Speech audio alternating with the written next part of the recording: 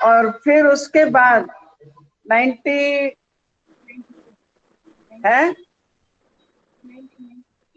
1994 में आपने सबसे समेट करके 91 से। अच्छा, 91 से आप पूर्ण समर्पित जीवन व्यतीत कर रहे हैं। वर्तमान समय आप ग्लोबल हाउस में हैं और उसमें अच्छी पोस्ट पर हैं, वहां पर मैनेजर एडमिनिस्ट्रेटर में हैं और तब से अपनी सेवाएं दे रहे हैं। और पहले से नेचर इनकी एकदम बहुत अच्छी थी।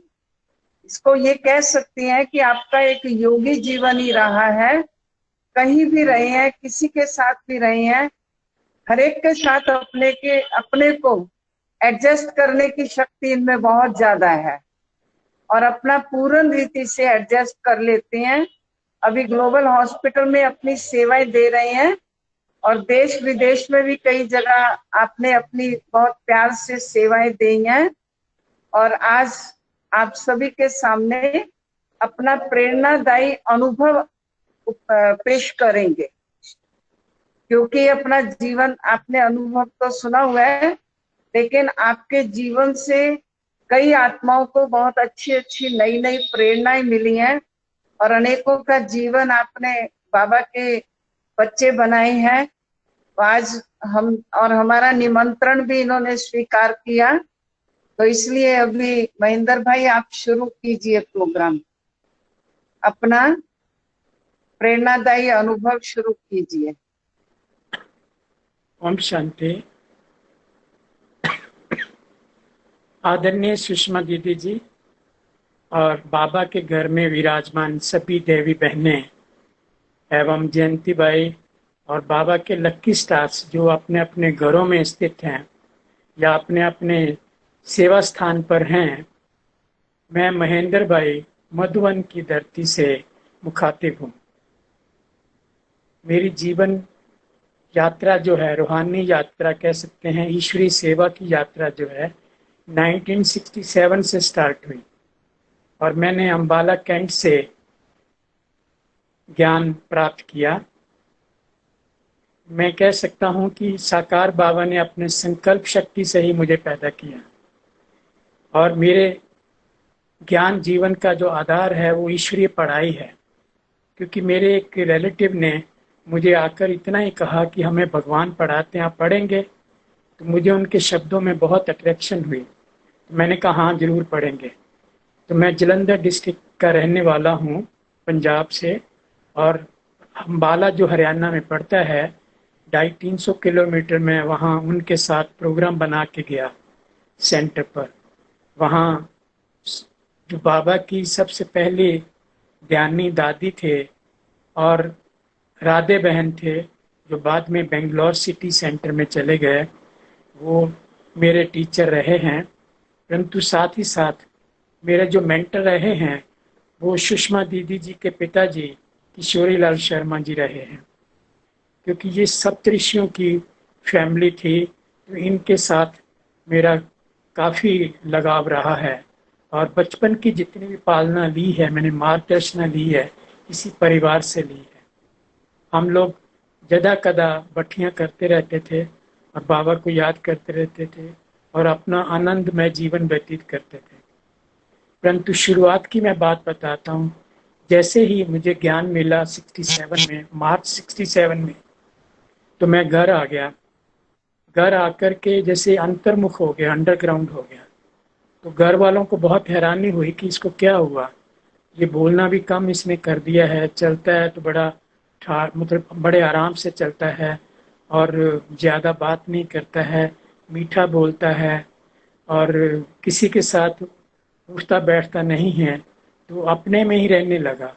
हुआ ये कि जैसे ही मुझे ज्ञान मिला तो वहाँ पर उन दिनों कोर्सेज नहीं होते थे, तो सेंटर पर ध्यानी दादी ने और राधे बहन ने मुझे चित्रों पर समझाया, जिसमें मेन चित्र मैं कहूँगा शिव बाबा का और आत्मा का और तीनों लोकों का चित्र और सुदर्शन चक्कर का चित्र और कल वृक्ष, ये मोस्टली 4-5 चित्र थे जिस पर दादियों ने मुझे समझाया। तो मुझे जैसे ऐसे लगा कि जैसे जैसे ही मैं घर वापस आया, वो चित्र जैसे मुझे बिल्कुल आंखों के सामने रहते थे। तो मैं ज्ञान में इतना जैसे डीप चला गया, हर बात में डीप चला गया, और मुझे इतना मजा आता था। मैं जितना लाइफ में पहले डिस्टर्ब था, उतना ही मुझे मजा आने लगा। मेरी डिस्टर्बेंस पूरी खत्म हो गई। मैं डिस्टर्ब क्यों था? छोटेपन में मेरे लौकिक माता जी वो शरीर छोड़ दिया था, और मेरी एक छोटी बहन है और एक बड़ा भाई है। परंतु वो बड़ा था और वो छोटी थी, तो घर का जो खाना बनाना होता था, वो सारा काम काज मेरे ऊपर आ गया।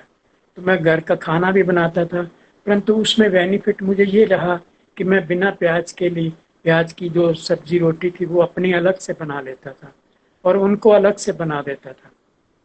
तो जैसे ही मैं वापस आया अम्बाला कैंप से, तो मैं रात रात भर बैठ करके योग करता था। तो मुझे छुप छुप करके घर वाले देखते थे कि ये रात को बैठता है याद, और दिन में इतना काम करता है, खाना भी बनाता है, स्कूल भी जाता है, और फिर भी ये थकावट इसके अंदर नहीं लगती इनके चेहरे में, और बहुत शांत प्रिय हो गया है, किसी से बातचीत भी नहीं करता।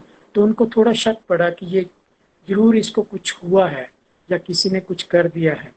तो उन दिनों मुझे याद है कि हमारे समाज में जैसे अभी भी होता होगा, कुछ ना कुछ इलाज करते थे बड़ों के पास, सियानों जिसे भी सियाने के पास ले जाते हैं, इसको दिखाते हैं, इसकी जन्म पत्री दिखाते हैं कि इस बेटे को क्या हुआ।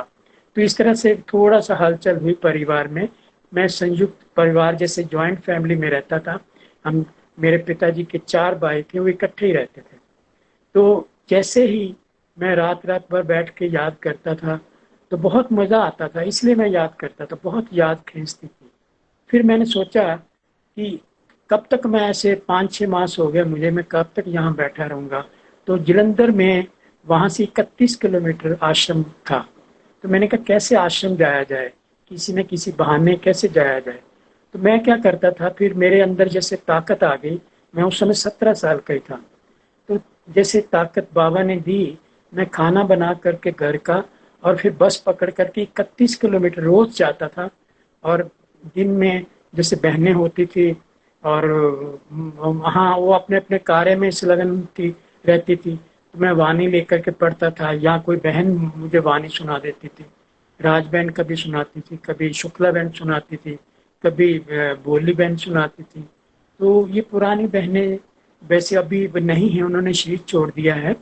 तो बहुत उनकी जैसे पालना से मैं उनकी शुरू शुरू की पालना नहीं बोल सकता। तो मैं चोरी जाता था।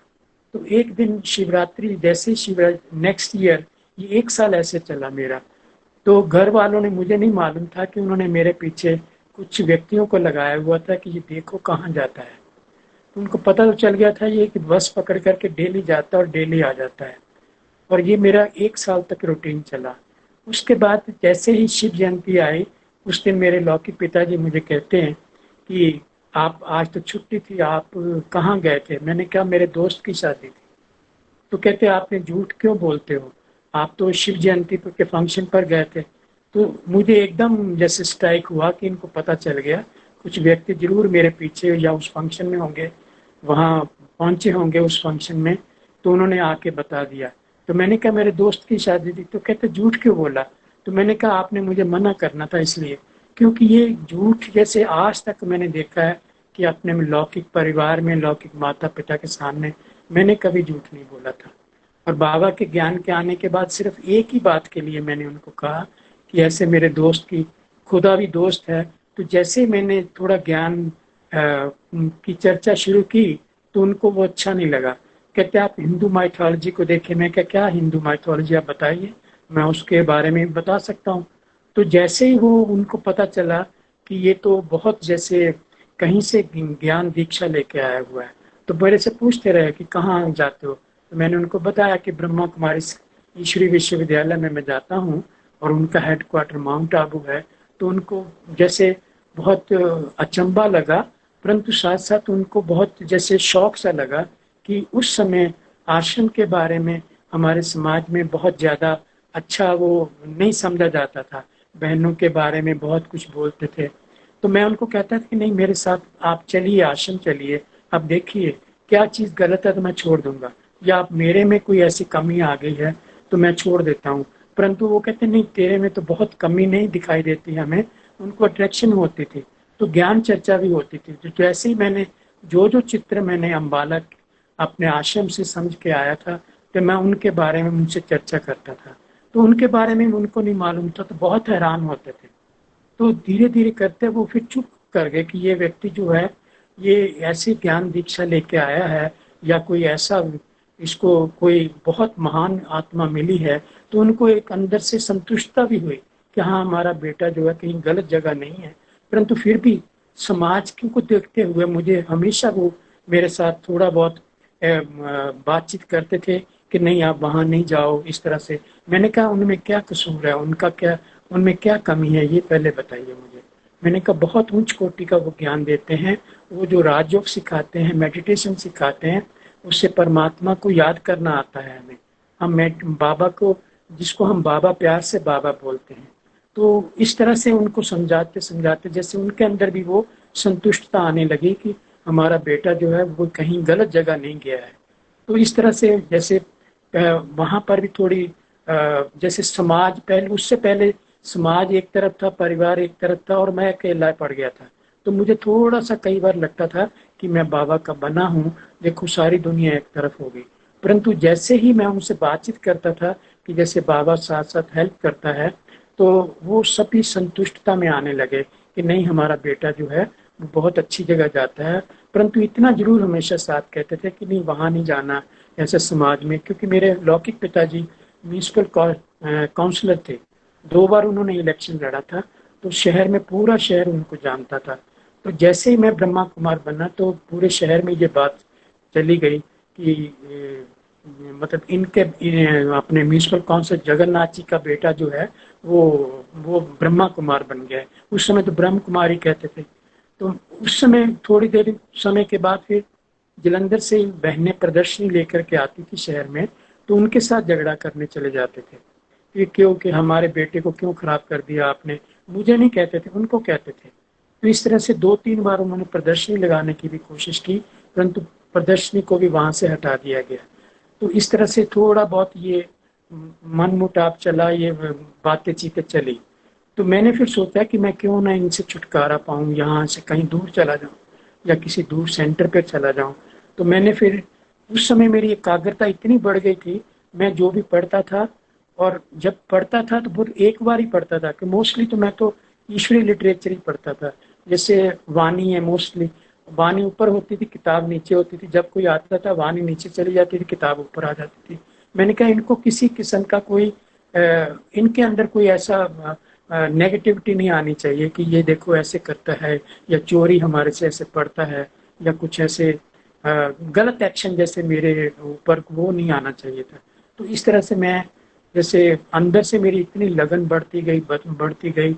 और उसके बाद फिर मैंने, जैसे मेरे लौकिक पिताजी ने भी छोड़ा, और उससे पहले मैं जलंधर में, जैसे मेरी पढ़ाई पूरी हो गई, मैं पॉलिटेक्निक में पढ़ा हूँ जलंधर में 68-69 में। और उसके पढ़ते पढ़ाई खत्म होते ही मैं एम्प्लॉयमेंट एक्सचेंज गया, और वहीं मुझे उन्होंने नौकरी पर रख लिया। इतनी बाबा ने जैसे मदद की कि ये घर से थोड़ा बाहर निकले और सेंटर पर भी जाता रहे। तो जैसे जिस दिन लौकिक पिता ने ये चीज छोड़ा, और उसी दिन मेरी वो लीव वैकेंसी थी वो भी खत्म हुई। तो लीव वैकेंसी के बाद जैसे मैं घर आया, तो लौकिक पिताजी ने चीज छोड़ा। तो नेक्स्ट डे ही उनको अफसोस करने के लिए, उनके, मेरे पिताजी के कुछ पॉलिटिशियंस थे, जिसमें एक पंजाब विधानसभा का स्पीकर था, वो अफसोस करने आया। तो वो मेरे से उन्होंने बातचीत की कि आपके आपके क्या, आपने स्टडी किया है और क्या एक्सपीरियंस है, आप मेरे साथ चंडीगढ़ चलो। तो मैं उनके साथ चंडीगढ़ चला गया, और जाते ही जैसे मैंने टेस्ट दिया और मैं पास कर गया। और बाद में मुझे बताया कि ये टेस्ट तो इतना टफ होता है कि हमारे 5-6 साल से कुछ लड़के ऐसे हैं जो टेस्ट देते जा रहे हैं पर पास नहीं होते। मतलब यहाँ तक भी बाबा जैसे बिल्कुल मेरा संकल्प भी इतना पावरफुल, और बिल्कुल जैसे कोई इधर उधर बुद्धि नहीं कहीं फैली हुई नहीं थी, बिल्कुल जैसे एकाग्रता से ही मैं रहता था, और बाबा को बहुत याद करता था। तो मेरी नौकरी वहां लगी, और मैंने PA टू स्पीकर वहाँ काम किया है, 5-6 स्पीकर्स के साथ काम किया है, और थ्रू आउट इंडिया में ट्रैवल किया उनके साथ। बड़ी बड़ी जैसे कॉन्फ्रेंसेस होती थी जिसमें प्राइम मिनिस्टर्स या दूसरे भी जितने भी, राजीव गांधी के समय की भी बात है, तो उस समय वो मैं कॉन्फ्रेंसेस भी उनके साथ अटेंड करता था और बहुत कुछ सीखने को मिला। और साथ साथ मैं अपना जितना भी अपनी धारणाओं की बात है, जैसे खाने पीने की भी बात है, कहाँ भी जाता था तो मैं अपने सेंटर जरूर चला जाता था। सेंटर जा करके भोजन वगैरह खा करके ले करके फिर उनके साथ शामिल हो जाता था। अपनी धारणाओं को मैंने नहीं छोड़ा, इतनी बाबा ने मुझे हेल्प किया है। परंतु उसके थोड़े समय के बाद ही 80s की बात है, फिर 80s में आप सबको मालूम है कि आतंकवाद शुरू हुआ पंजाब में, टेररिज्म। तो मेरा जो उस समय का स्पीकर था वो जैसे उनके समय ही टेररिज्म कुछ स्टार्ट हुआ था, कुछ पॉलिटिकल ऐसी एक्टिविटीज हुई हैं, तो वो हिट लिस्ट में था। तो मेरे को हमेशा वो अपने साथ रखते थे और उनको ये लगता था कि ये व्यक्ति बहुत जैसे धार्मिक ख्यालों का व्यक्ति है और ये जैसे मेरी इसके साथ सेफ्टी रहेगी। और ऐसा होता भी रहा कि 2-3 बार अटैक्स भी हुए टेररिस्टों के, और एक बार तो ऐसा अटैक हुआ कि जिसमें वो बच गए, जैसे हमारे ऊपर हमारी जिस गाड़ी में हम बैठे थे तो वो स्मैश कर गई।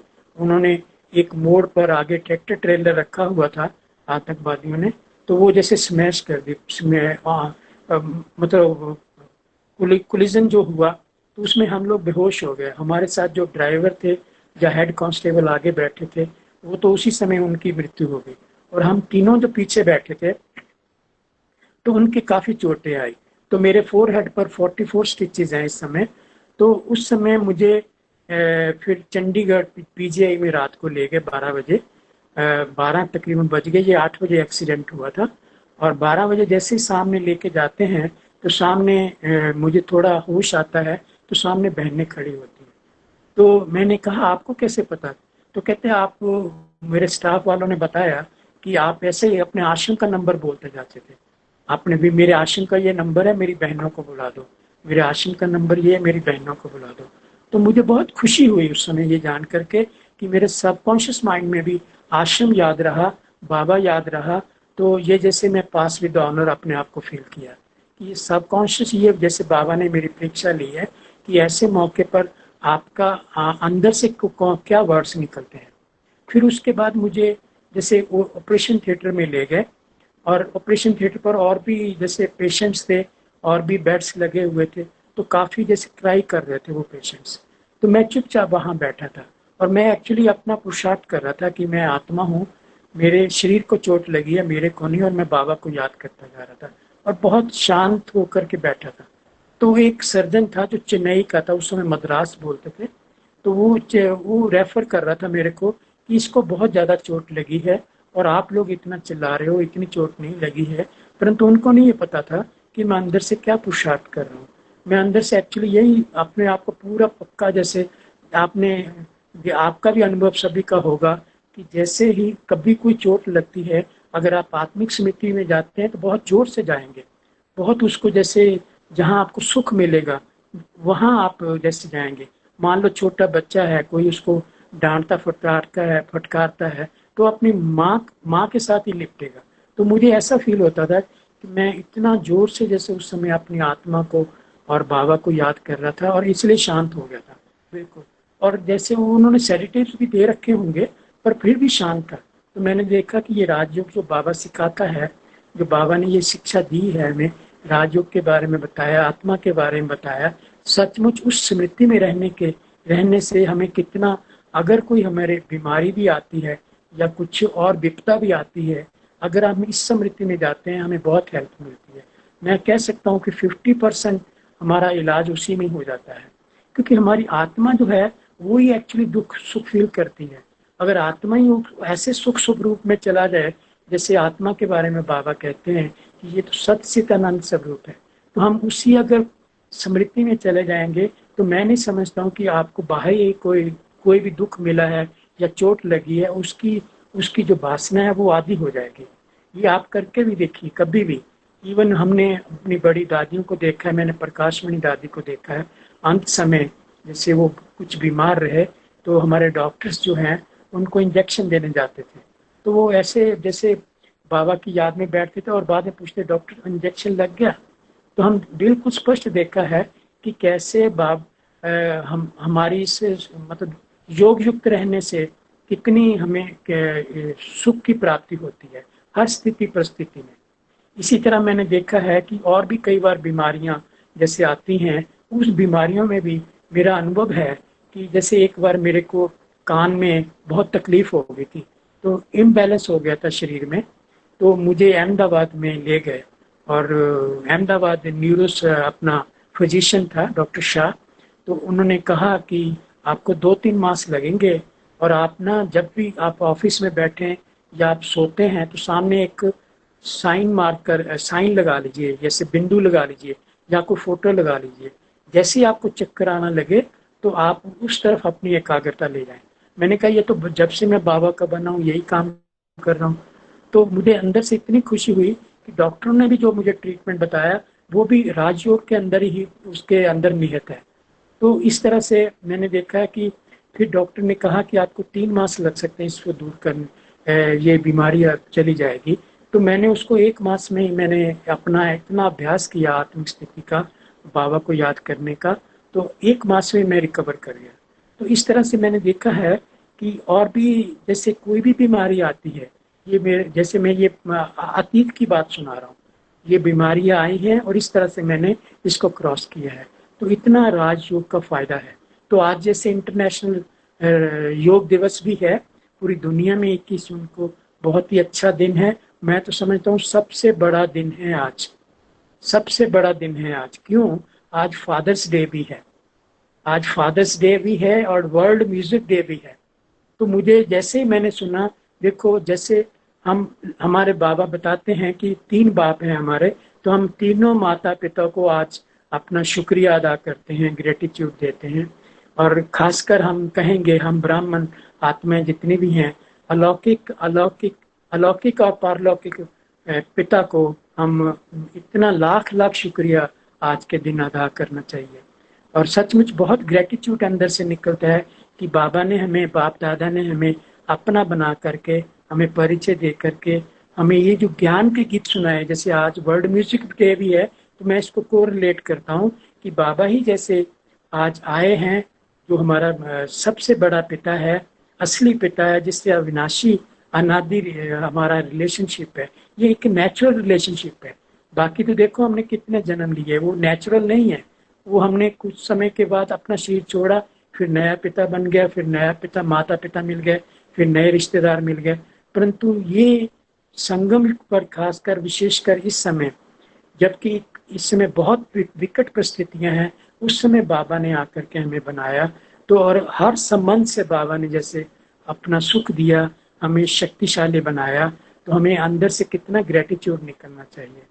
तो इस तरह से ये जीवन यात्रा, जैसे चंडीगढ़ में आतंकवाद की भी आई, जैसे मैंने सुनाया, तो उसके बाद फिर मैं सुनाता हूँ कि आतंकवाद के भी समय जैसे मन में भी लोगों के आतंक रहता था।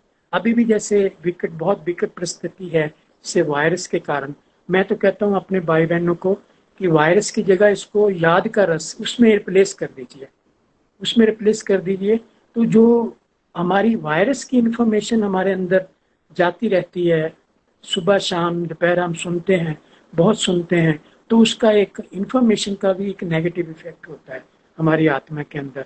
और हमारे जो मन है, जो हमारे संकल्प है, जो पावरफुल होने चाहिए, उसको इफेक्ट करता है। तो हमारे संकल्प भी उतने, क्योंकि एक तरफ डर है और एक तरफ हम पॉजिटिव कुछ भी संकल्प करते हैं, बाबा को याद करते हैं, तो आपने देखा होगा वो क्वालिटी ऑफ थॉट्स ठीक नहीं है, वो हमारी याद अच्छी तरह से नहीं बैठती है।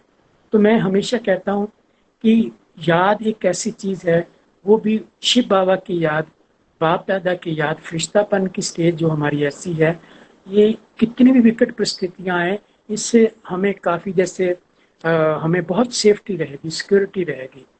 तो इस समय इतनी विकट परिस्थिति जो संसार में चल रही है, हम बाबा के बच्चे बहुत ही अच्छी सेवा कर सकते हैं। हमारा देखो 2 बातों में, मैं मुख्य 2 बातों का जिक्र करता हूँ, किसमें हमारा टाइम वेस्ट हो रहा है, किसमें हमें दुख फील हो रहा है अंदर से, हमारी याद कहाँ टूटती है। हमारे मानस पटल पर जन्म जन्मांतर के जो हमारे जन्म हमने पीछे लिए हैं, हमने जन्म जन्मांतर से हमारा हिसाब किताब है कर्मों का, अच्छा भी है बुरा भी है। तो आपने देखा होगा कि जब भी आप याद में बैठते हैं तो कोई ना कोई चेहरे आपके सामने आते हैं। बाबा के सिवाय कोई ना कोई चेहरे सामने आते हैं, अपनों के भी आते हैं, दुश्मनों के भी आते हैं, या परायों के भी आते हैं, जिनसे हमने कुछ लेना देना नहीं होता, अनायास ही हमारे मानस पटल पर आते हैं। तो मैंने ये सोचा है और मैंने अभ्यास भी किया है कि अभी लॉकडाउन का पीरियड था तो बहुत अच्छा हमें समय मिला है इस समय अभ्यास करने का। तो अब कितना अच्छा होता है, जैसे बाबा कहते हैं कि आप बाबा ऐसे समझो कि आप बाप दादा की छत्र छाया के बाप दादा की गोद में बैठे हैं, या शिव बाबा की शक्तियों की किरणों के अंदर बैठे हैं, बाबा की छत्र छाया में बैठे हैं। तो जैसे ही कोई मानस पटल पर दूसरा कोई चेहरा आता है तो क्या हम लाइट माइट का उनको साकाश नहीं दे सकते, लाइट माइट का उनको सुरक्षा कवच नहीं दे सकते? बिल्कुल दे सकते हैं। तो मैंने बहुत अभ्यास किया है, मेरा अनुभव है, बहुत अच्छा अनुभव है कि जैसे ही मानस पटल पर कोई भी व्यक्ति की शक्ल सामने आती है, उसी समय वो आप उसको लाइट माइट का आप जैसे साइन है या सकाश दे दीजिए, वो चेहरा चला जाएगा। एक तो देखो आपने उससे इरिटेट नहीं हुए। आप जब भी याद में बैठते हैं, पहले पहले बैठते थे हम लोग, तो कोई भी चेहरा सामने आता था तो हमें इरिटेशन होती थी, ये बीच में क्यों आ गया, मैं बाबा को याद करने बैठा हूँ, ये क्यों याद आ गया, ये क्यों याद आ गया। परंतु अभी वो शिकायत जैसे मेरी खत्म हो गई है। मैं जैसे कोई किसी का चेहरा सामने आता है उसको लाइट माइट का सकाश दे देता हूँ, जैसे साइकिल दे सुरक्षा कवच, उसको वेलनेस की जैसे दुआएं देता हूँ। जैसे हम कहते हैं, बाबा भी हमें कहते हैं, दादियां भी कहती हैं, दुआएं दो दुआएं लो। ये सिर्फ कहने तक ही सीमित रहता है, परंतु प्रैक्टिकल दुआएं देना और लेना भी ये क्या चीज है। तो मैंने देखा है कि इस प्रैक्टिकल अभ्यास में मेरा दुआएं देना, मैं अपनी इच्छा से भी कईयों को याद करता हूँ और उनको सुरक्षा कवच देता हूँ, बाबा की लाइट माइट का याद का कवच देता हूँ। तो इससे ये फायदा मुझे हुआ कि मैंने ये देखा है कि पहले भी उन व्यक्तियों से बात करता था और अभी जब करता हूँ तो वो कहते हैं, अंत में जरूर कहते हैं, आपसे बात करके मुझे बहुत अच्छा लगा। तो हालांकि उनको नहीं पता कि हमने संकल्प क्या किया। तो इस तरह से पॉजिटिव प्रैक्टिकल हम अगर दुआएं देते हैं, हर आत्मा को हमारी ये शिकायत खत्म हो जाएगी कि हम हमारे बीच में ये क्यों याद आ जाता है। भले आए ना, हम बाबा की याद में बैठे हैं तो उसको हम सुरक्षा कवच देते जाते हैं, उसको साकाश देते जाते हैं। कोई भी बहन है भाई है, एक तो देखो आपके अंदर बहुत संतुष्टता रहेगी कि मैंने अपना जो समय है बहुत अच्छा व्यतीत किया, मेरा समय सफल हो गया, मैंने इतने भाई बहनों को साकाश दिया है। ये भी बाबा की श्रीमत है और साथ साथ बाबा की याद में बैठ करके दिया है। और इस तरह से मैंने देखा है कि ये समय बहुत ही मजेदार बीता है, बहुत आनंद आया है इस समय में। और मैं जानबूझ करके टाइम निकाल करके कि हाँ, मैं आज अपने इतने दोस्तों को याद करूंगा, उनकी सेवा करूंगा, रिश्तेदार हैं उनकी सेवा करूंगा। तो वो जो मेरी पहले वाली शिकायत थी मेरे अंदर कि ये क्यों, पता नहीं, मैं बाबा को याद करता हूँ, ये बीच में कहाँ से अटपकते हैं, अभी वो नहीं, ये शब्द निकलते, मेरी भाषा चेंज हो गई। नहीं नहीं, वो बहुत अच्छे हैं, उनके प्रति भी ऐसा नहीं कि बहुत अच्छे हैं, उनको मैं लाइट माइट का कवच देता जाता हूँ, लाइट माइट का सकाश देता रहता हूँ, और इधर बाबा की याद भी पक्की रहती है। तो मैंने देखा है ये लॉकडाउन में ही ये चीजें मेरे सामने आई है। मेरे को ऐसा जैसे अंदर से लगा है कि अभी बाबा ने समय दिया है तो बाबा को याद करना चाहिए, तो ये बीच में कहाँ टपकते हैं। तो मैंने देखा है कि बाबा की ये जो श्रीमत है, सभी मनुष्य आत्मा को आप साकाश दो, दुनिया को साकाश दो। दुनिया को साकाश कैसे प्रैक्टिकल दे, इस तरह से जो भी व्यक्ति, जो भी आपके मानस पटल पर कोई भी चीज आती है, कोई चाहे वो मटीरियलिस्टिक बात, वो सीन आता है या कोई व्यक्ति सामने आता है, तो आप उसको साकाश दे सकते हैं लाइट और माइट का। और सचमुच वो उनको भी अच्छा लगता है और हमें तो और ही अच्छा लगता है, हमारा समय सफल होता है। इसी तरह देखा मैंने आजकल, हम मोबाइल हमारे पास है, हम बहुत ज़्यादा इसमें बिजी रहते हैं और इसमें बिजी इस तरह से रहते हैं, हमें अपने जो काम धंधे होते हैं वो भी करने होते हैं, लोगों से बातचीत भी करनी होती है, उनका हालचाल भी पूछना होता है, इतनी विकट परिस्थितियां हैं। तो मैंने देखा है कि इसमें भी मैंने जैसे सेवा के साधन ढूंढा। मैंने कहा कि जिससे भी बात करो उसी को आत्मा समझ करके बात करो। मैं खुद भी जैसे फरिश्ता रूप स्टेज में जा करके फिर बाबा की याद में जा करके टेलीफोन करता हूँ, उनसे जैसे उनको आत्मिक दृष्टि से ही देखता हूँ, उनकी आत्मा से ही बात करता हूँ।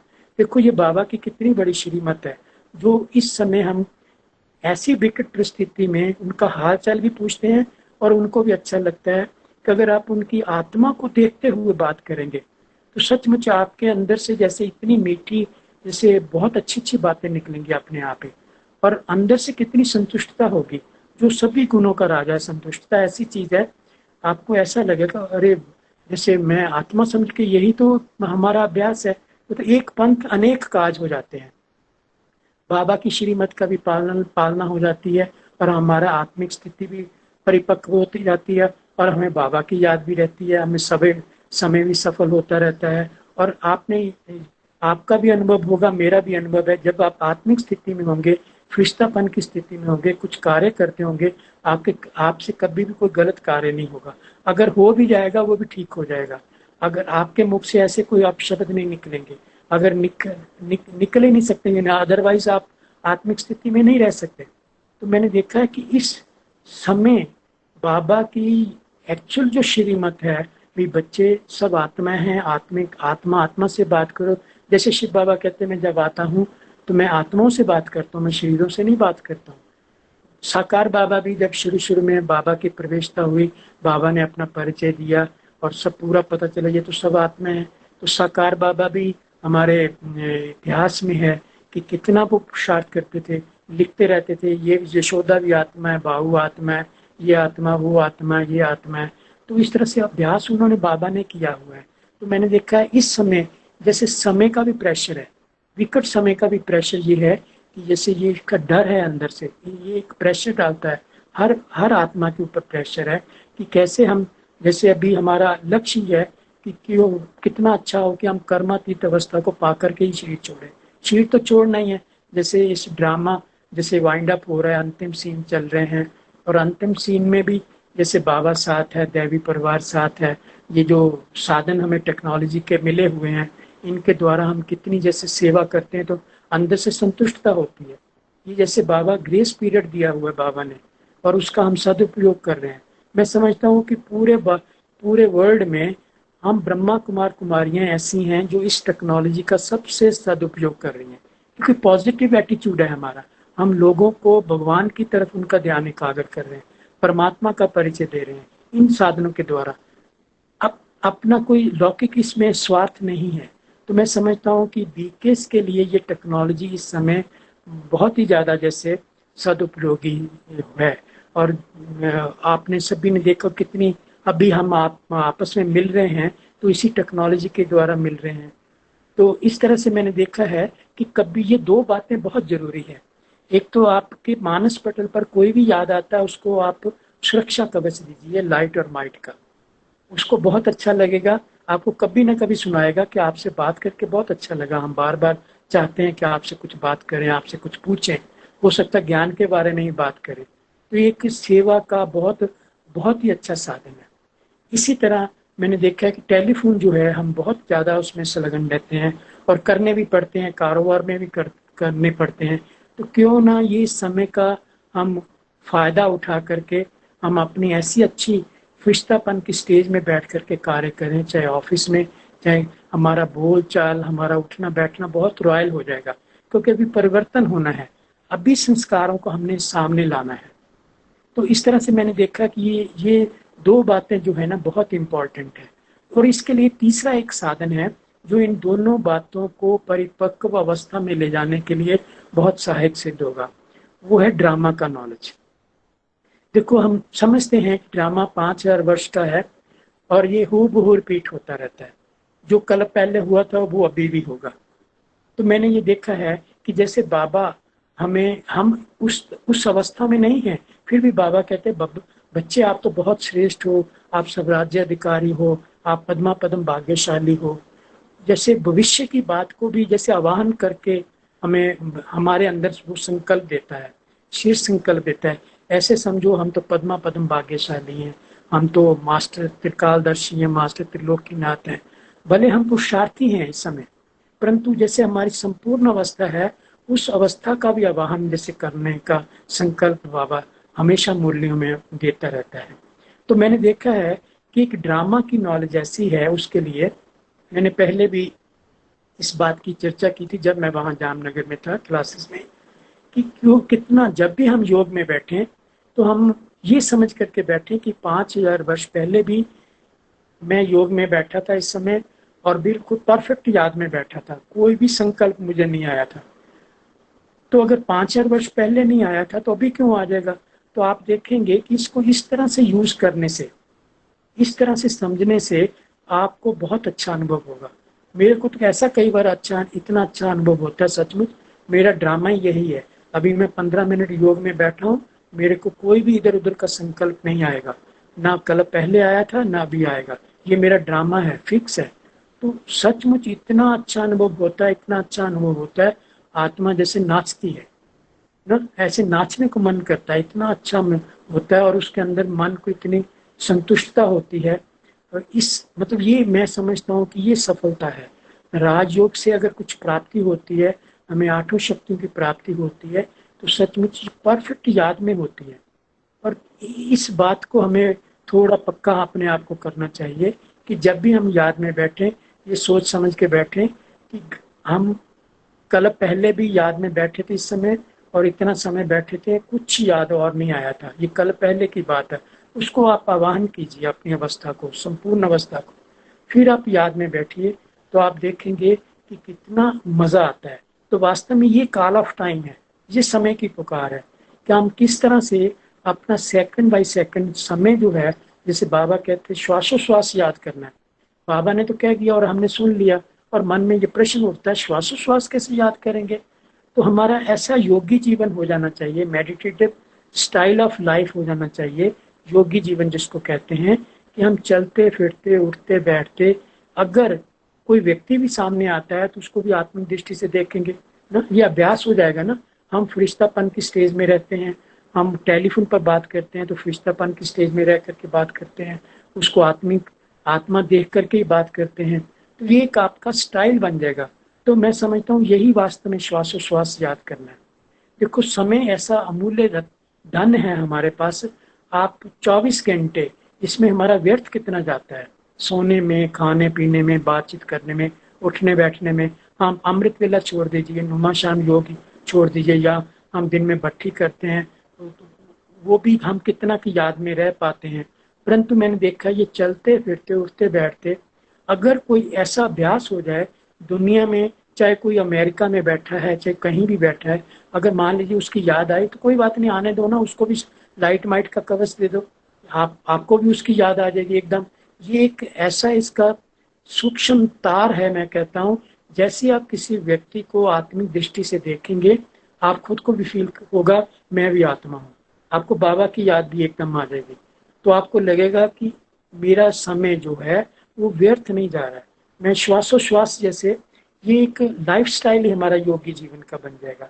हमें ये शिकायत नहीं रहेगी चलते फिरते याद टूट जाती है, या काम करते याद टूट जाती है, खाना बनाते याद टूट जाती है, पढ़ते समय याद टूट जाती है, किसी से बातचीत करते याद टूट जाती है। नहीं, जब हमारी दृष्टि वृत्ति में हमारा खाना पीना उठना बैठता ही, जैसे हम आत्माएं या आत्मिक स्थिति इतनी परिपक्व हो जाएगी, सचमुच अगर इसका हम अभ्यास करते हैं तो ये जो आतंकवाद है, मन के अंदर भी आतंक है, आजकल मैंने देखा है, उसका अगर डर है तो आतंक एक किस्म का आतंक है, ये मेंटल वायलेंस है। अगर हम किसी को कुछ गलत भी कहते हैं वो मेंटल वायलेंस है, और इसी तरह हमारे प्रति कोई भी ऐसी भावना रखता है तो उसका भी डर रहता है। तो ये एक समय का भी प्रेशर, मैं जरूर कहूँगा कि ड्रामा के अंतिम सीन चल रहे हैं, उस समय हमें जैसे बाबा ने ये बहुत अच्छी गिफ्ट दी है, राजयोग की सबसे बड़ी गिफ्ट दी है, ये बाप और बेटे का जैसे रिलेशनशिप का आधार है। अगर ये राजयोग नहीं हो या हम बाबा को याद नहीं करें तो हमारा रिलेशनशिप खत्म हो जाएगा ना, तो हम बाबा से वो शक्तियां प्राप्त नहीं कर सकते।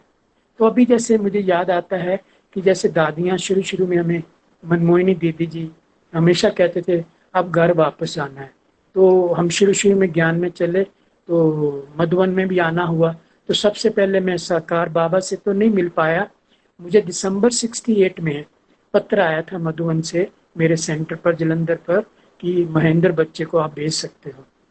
तो मैं उस समय क्योंकि घर का खाना बनाता था और मैं पढ़ता भी था, तो मैं कैसे, और कुछ थोड़ा ये बंधन भी थे, लौकिक बंधन कैसे लीजिए, तो कैसे मैं भाग करके चला जाऊं, इनका खाना पीछे कौन बनाएगा। तो इस तरह से मैं जा नहीं पाया। तो 69 में बाबा ने जैसे शरीर छोड़ा, अव्यक्त हो गए। परंतु मैं 70 में जैसे चंडीगढ़ गया और मैं वहां से मैं फिर मधुबन आया, तो अच्चर बहन के साथ, तो मैं बाबा के कमरे में ही बाबा की गद्दी पर बैठ करके ही मिला हूँ। मुझे हमेशा याद रहता है कि जैसे किसी के जन्म के समय, उसका समय और जो उसका दिन है, तारीख है, वो मैटर करती है जन्म पत्री बनाने की। तो मुझे हमेशा याद रहता है, मैं जब भी बाबा को याद करता हूँ, काफी हमेशा याद ये रहता है कि बाबा सबसे पहले मैं आपको आपके कमरे में गद्दी पर बैठ करके आपसे मिला हूँ। और सचमुच उस समय जो मेरी फीलिंग है वो कभी भी जैसे अविस्मरणीय है, कि जैसे मैं सृष्टि का जो रचता है, जो माता पिता है, जिसकी इतनी महिमा है, अपरमापार महिमा है, वो प्यार का सागर है, आनंद का सागर, शांति का सागर है, मैं सचमुच उसके सामने अभी बैठा हूँ।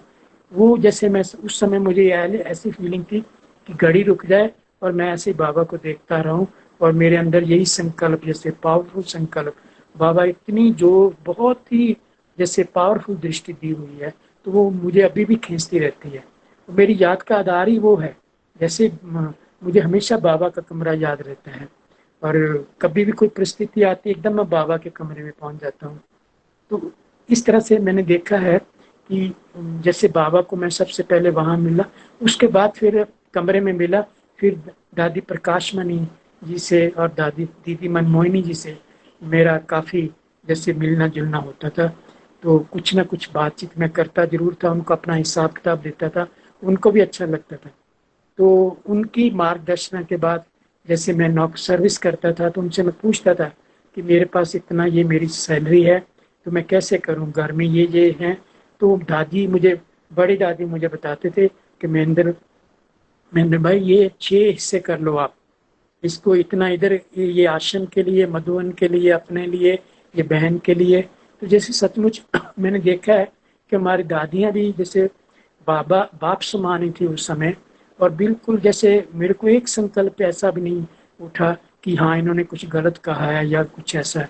क्योंकि जब तक आपका मन या आपका जो आप एक्सेप्ट नहीं करते उस बात को, कन्विंस नहीं होते हो, तब तक आप उस बात को फॉलो नहीं कर सकते। बड़े कितनी भी हमें समझाने देते हैं, अगर हमें उसकी एक्सेप्टेंस है अपने अंदर कि हाँ दादी ने कहा है, ये बहुत ही अच्छी बात है, मैं तो उसके तब से लेकर के मैंने देखा है कि मैं काफ़ी जैसे उन्हीं बातों को फॉलो करते करते मैं आज यहाँ तक पहुँच गया हूँ। और मुझे सचमुच इतनी अंदर से संतुष्टता है कि मैं जैसे हर कार्य में, जैसे मैंने बाबा की श्रीमत पर चल करके दादियों की या और बड़े जो निमित्त हैं उनके प्रति मेरी बहुत आस्था रहती है। तो अदरवाइज मैंने देखा है कि अगर बड़ों के प्रति आपकी आस्था नहीं है, तो आपके अंदर फिर वो निश्चय नहीं रहेगा, आप उस निश्चय से, उमंग उल्लास से आगे नहीं बढ़ सकेंगे। तो सचमुच ये मैंने देखा है कि एक हमारे जगदीश भाई जी कहते हैं, मैंने उनके साथ भी बहुत समय रहा हूँ, उनसे भी बातचीत मेरी चलती रहती थी। उनकी मार्गदर्शना में मैंने अपने पंजाब की जो 6 किताबें हैं वो हिंदी से ट्रांसलेट की हुई हैं। तो इस तरह से सेवा के भी चांसेस उन्होंने मुझे देते रहे।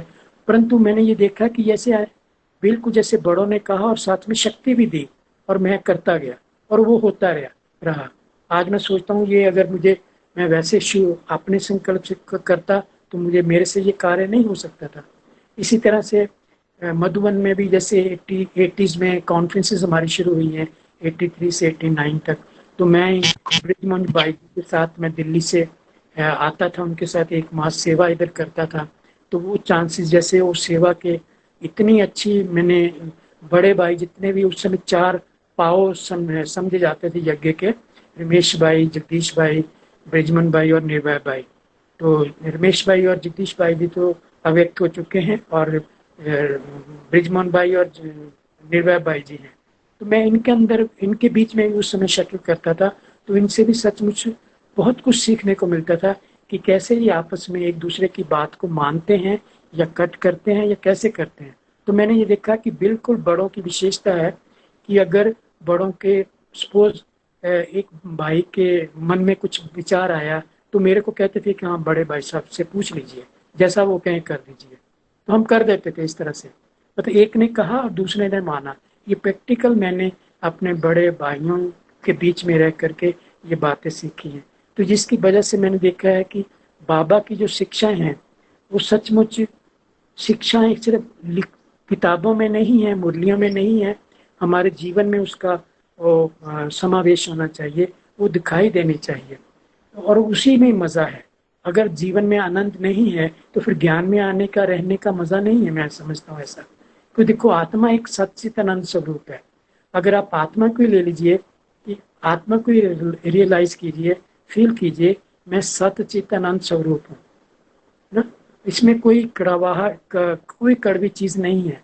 एक आत्मा जो है सत्य है और आनंद स्वरूप है, उसका चित्त जो है, उसके चित्त के ऊपर कोई भी मैलापन नहीं है। अगर आप आत्मा को जितना डीप समझते जाएंगे, आपके अंदर जो मैलापन है, जो दूसरी गलत स्मृतियां हैं, वो खत्म होती जाएंगी। और दूसरा, बाबा तो है ही है आनंद स्वरूप। वो तो जैसे बाबा ने प्रवेश किया है, ब्रह्मा बाबा ने सबसे पहले तो यही कहा है, निजानंद स्वरूपम शिवम शिवम। तो बाबा भी जैसे, वो तो अनंत स्वरूप ही है, हमेशा ही है, एवर प्योर है। और हम आत्मा जन्म मरण के चक्कर में आती हैं, इसलिए थोड़ा मैलापन आ जाता है, स्मृतियां डिफरेंट हो जाती हैं, और उसी स्मृतियों को ही बाबा आकर के इस ज्ञान और योग से खत्म करते हैं।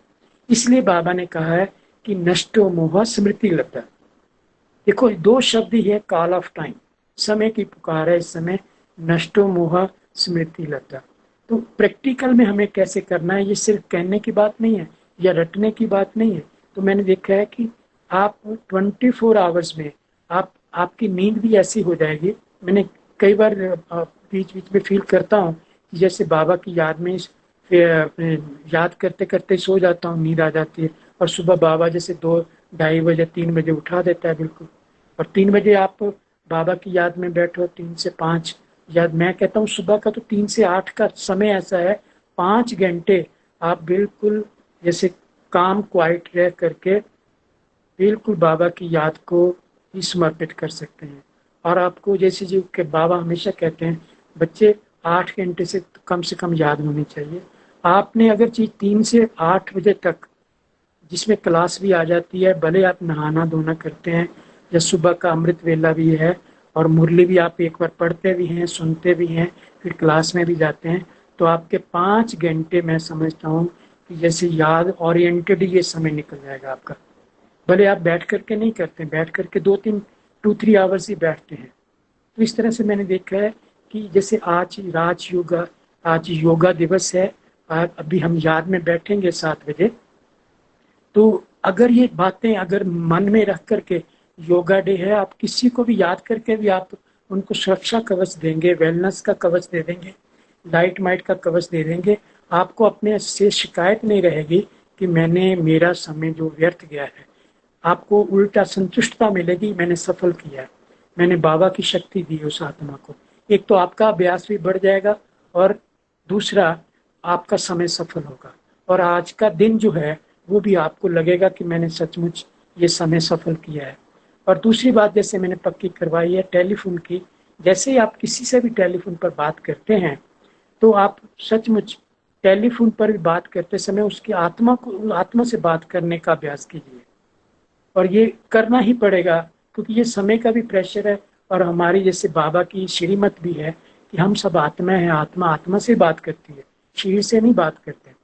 और कभी भी आपसे कोई व्यर्थ कोई चिंतन नहीं होगा। आप देखेंगे कि हम जनरली टाइम व्यर्थ चिंतन में भी, पर चिंतन में भी करते हैं, प्रदर्शन में भी करते हैं। अगर आपका यह अभ्यास है कि मैं आत्मा समझ करके बात कर रहा हूँ, फरिश्ता समझ के बात करता हूँ, तो आपका समय भी सफल होगा, और आप श्रीमत का भी पालन करेंगे। तो सचमुच आपको जैसे लगेगा, मुझे हमेशा ये समय, मैं जैसे पहले बताया कि मैं चंडीगढ़ में पीए टू स्पीकर था, तो पर्सनल असिस्टेंट जैसे स्पीकर के जो भी कोई कार्य होते थे, घर के भी होते थे, ऑफिशियल भी होते थे, उसमें वो मदद करते हैं, असिस्ट करते हैं। तो हम अभी पीए टू गॉड नहीं बन सकते ना। ये भी हम जैसे बाबा हमें खुदाई खिदमतकार कहता है, हम कैसे करते हैं, हम बाबा के हर कार्य में हम मदद करते हैं। तो सचमुच हम प्रैक्टिकल, हम इस समय पीयर टू गॉड बन सकते हैं, हम उसको उसके मददगार बन सकते हैं उसके कार्य में। तो आप देखेंगे कि जो नेगेटिव बातें हैं दुनिया की, या वायरस की बातें हैं, जो डर है, खौफ है, चिंता है, ये तो बहुत दूर चीज रह जाएगी। वो चीज भले उसकी इंफॉर्मेशन थोड़ी बहुत हम रखें, जरूर हम थोड़ा बहुत रेडियो न्यूज भी सुने, परंतु इतना ज्यादा नहीं कि जो हमारे इस बाबा की याद में जो हमारा समय व्यतीत होना चाहिए उसको अफेक्ट करे, उसको नेगेटिव में लेके जाए।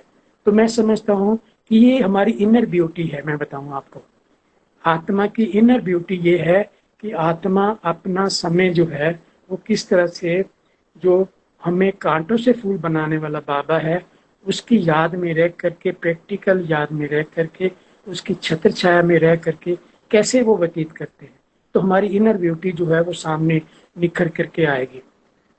तो इस तरह से मैंने देखा है कि ये समय जो मिला है सचमुच, भले विकट परिस्थिति हम कहते हैं, परंतु ये विकट परिस्थिति जो है बदल करके जैसे एक सुहावना समय हमारे लिए बनता जा रहा है। हम भाई बहनों का आप देखें कि बहुत भाई बहन हमें जैसे परवाह आता है, बहुत अपने भाई बहन इतने हैं कि जो सारा दिन बहुत अच्छा अभ्यास करते हैं, बहुत ग्रुप बने हुए हैं, भट्टियां भी करते हैं, तो उनसे बहुत अच्छा लगता है, हम बीच बीच में बातचीत भी करते हैं। तो बहुत जैसे एक समय एकदम 2-3 मास में इतना बदल गया है सचमुच। तो इस समय का जो है वो फायदा उठाना चाहिए।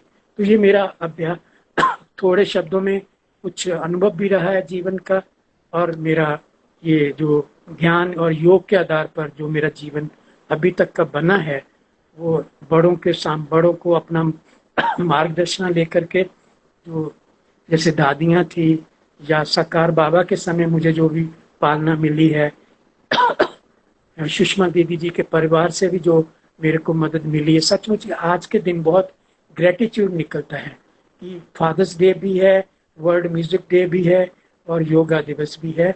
तो आज का दिन जो है बहुत महान है, 21 जून का, और आज सूर्य ग्रहण भी लगा है। तो हमारा संकल्प तो यही है कि ये सूर्य ग्रहण के बाद कई ज्योतिषियों ने भी बोला है कि कोई भी वायरस है या कुछ भी विपत्ति आई है, इसके बाद भारतवर्ष जो है उसमें ये विपत्ति टलती जाएगी। अभी जैसे उसका डाउनफॉल होना शुरू हो जाएगा। और हमारा संकल्प है, बहुत दृढ़ संकल्प है कि भले ये निमित्त मात्र है, सूर्य जो भी ग्रहण लगा आज, परंतु हमारी शुभकामना है, भावना है हम पूरी दुनिया के आत्माओं के प्रति कि ये अच्छे दिन आने वाले हैं। और क्योंकि परम पिता परमात्मा जो सच्चा बाप है, जो सच्चा पिता है, जिसकी याद में आज फादर्स डे हम मनाते हैं, वो हमारे अंग संग है। हम उनकी उंगली पकड़ करके, उनकी मार्गदर्शना से, उनकी शिक्षा से हम आगे बढ़ते जा रहे हैं। और जल्दी ही भारतवर्ष जो है उसमें जैसे स्वर्ग आया कि आया, जैसे बाबा ने आज मुरली में भी बोला कि एक आंख में मुक्ति हो और एक आंख में जीवन मुक्ति हो। हमें अब वापस भी जाना है और हमें घर याद रहना चाहिए, वो हमारी याद की यात्रा है। और उसी याद की यात्रा के से सहारे हम अपना जो भविष्य है वो श्रेष्ठ बनाते जाते हैं। तो इन्हीं शब्दों से मैं अपना अनुभव जो है वो उसको विराम देता हूँ। ओम शांति। ओम शांति।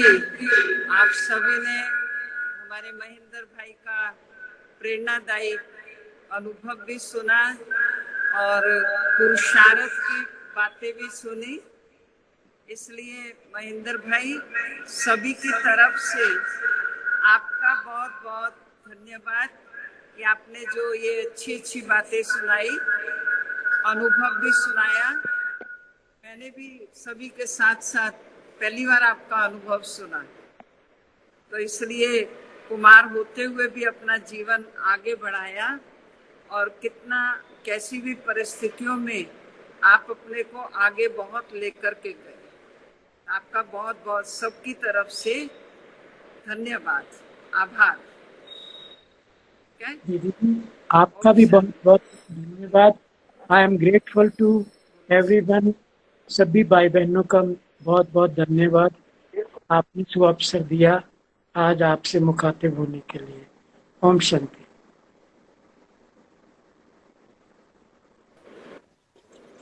क्या ओम शांति। क्या बोल रही हैं आप? सुनाई नहीं दे रही।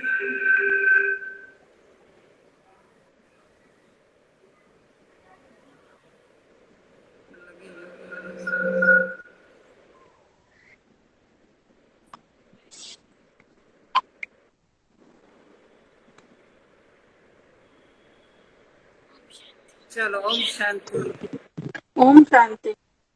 ओम शांति। ओम शांति। ओम शांति। ओम शांति। ओम शांति। ओम शांति। ओम शांति मैम।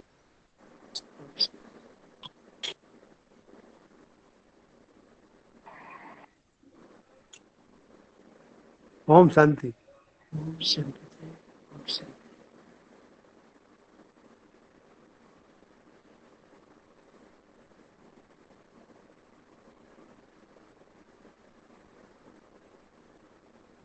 कल के पहले पूरा सही है।